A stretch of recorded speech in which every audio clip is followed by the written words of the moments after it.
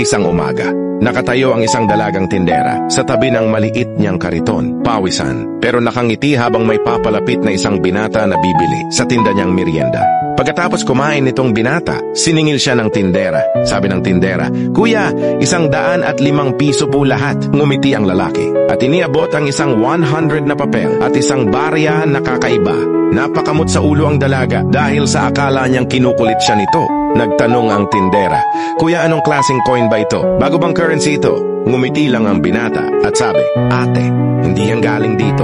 Galing yan sa ibang bansa." Nakangiti ang tindera at sabi, "Bakit mo binigay sa akin? Wala namang tatanggap niyan dito."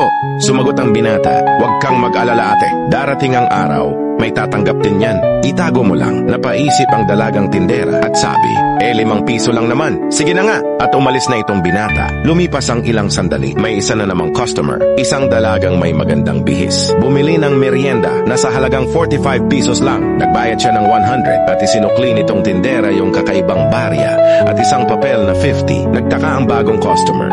"Ate, ibang pera ito." Ngumiti ang tindera. "Oo, galing daw sa ibang bansa. Pero huwag kang mag-alala. May tatanggap din daw niyan." Biglang lumiwanag ang mukha ng customer. Nagulat siya. "Ate, alam mo ba kung magkano to? Bihirang-bihira ito sa mga kolektor o sa mga money changer. Pwede itong abot ng 7,000 to 10,000. Hindi makapaniwala ang tindera.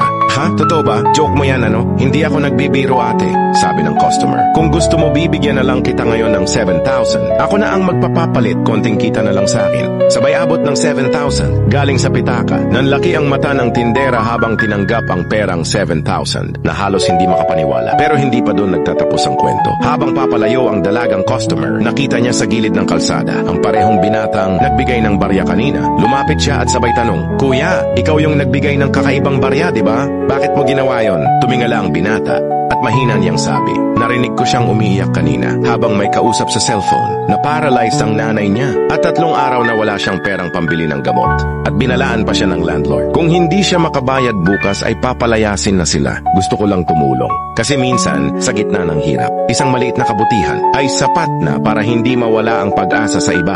Hindi na nakapagsalita ang dalaga. Tahimik siyang nakatingin sa binata na ngayon ay alam niyang hindi lang basta nagbigay ng mamahaling barya, kundi nagbigay din ng pag-asa. Mga kaibigan, minsan ang akala nating maliit na bagay ay instrumento pala ng Diyos para maghatid ng himala. Walang nasasayang na kabutihang galing sa puso, sapagkat ang tunay na kayamanan ay hindi laging nakikita sa halaga, kundi sa layunin. Ang sabi nga sa Galatians 6 verse 9, "Huwag kayong mangagsihiwalay sa paggawa ng mabuti, sapagkat sa takdang panahon ay magsisipagani kayo kung hindi kayo susuko." Mga kaibigan, hindi natin alam kung kailan tayo magiging sagot sa panalangin ng iba. Isang maliit na kabutihan, isang simpleng barya ay pwedeng maging daan para sa isang bagong simula. Kaya kung may pagkakataon kang tumulong, gawin mo. Dahil sa mundong puno ng problema, ang kabutihan ay isang himala.